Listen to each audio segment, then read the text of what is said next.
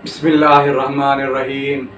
आज मैं तमाम अफराद को एक ख़ास अमल और वजीफ़ा बता रहा हूँ। नाज़रीन, ये उन अफराद के लिए वजीफ़ा है और अमल है जिसकी आप जुदाई करवाना चाहते हैं, अदावत डालना चाहते हैं। दोस्तों के दरमियान, लड़का और लड़की के दरमियान आप अदावत डालना चाहते हैं, उसके लिए आज ज़बरदस्त और पावरफुल वजीफ़ा मैं आपको बता रहा हूँ। इस अमल के करने से इंशाअल्लाह नाजायज़ ताल्लुकात दो के अंदर होंगे। इंशाअल्लाह वो अल्लाह पाक के फ़ज़ल और करम से हल हो जाएंगे और अदावत उन दोनों के अंदर हो जाएगी।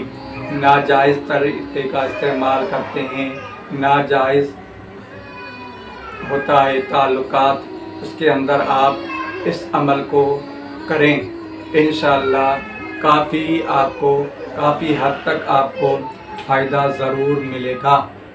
नाज़रीन, आपने इस तरीके से इस अमल को करना है कि आपने हफ्ते के दिन या मंगल के दिन आपने इस अमल को, इस सूरत को आपने इस तरतीब से लिखना है कि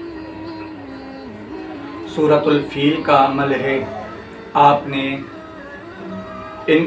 ब्लैक इंक के साथ आपने लिखना है, ब्लैक पॉइंटर हो या ब्लैक इंक हो, उसके अंदर आप लिखेंगे। एक कागज़ का सफ़ेद कागज़ होगा, उस पर आपने सूरतुल फील को इस अंदाज में लिखना है कि एक एक लफ्ज़ को हुरूफ़े मुफ़रदात की तरह, यानी कि अलिफ को अलग, लाम को अलग, मीम को अलग, फिर ता को अलग, फिर रा को अलग, अलम तरा बनेगा।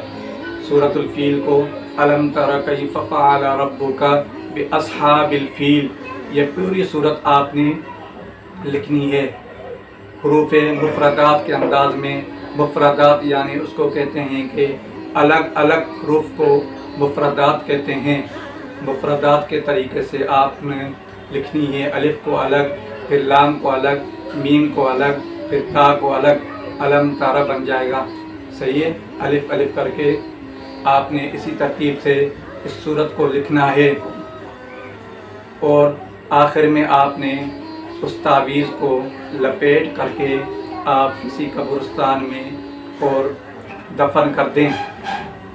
इसमें दो पुरानी कब्रियों के बीच में आप दफन करेंगे तो उसका ज़्यादा फ़ायदा होगा है। मगर अदावत के हवाले से बहुत काफ़ी अमल हैं, मगर ये सूरतुल फील का भी बेहतरीन अमल है और पावरफुल वजीफ़ा है। इस वजीफ़े से भी अदावत होती है और इंशाअल्लाह ज़रूर होती है। और हरगिज़ आपने इस अमल को नाजायज़ इस्तेमाल नहीं करना है। जायज़ मकसद के लिए आप इस्तेमाल करेंगे तो इंशाअल्लाह आपको ज़रूर फ़ायदा हासिल होगा। आपने हफ्ते के दिन और मंगल के दिन सिर्फ इसको लिखना है। इंशाअल्लाह आपको फ़ायदा ज़रूर मिलेगा। अस्सलाम वालेकुम।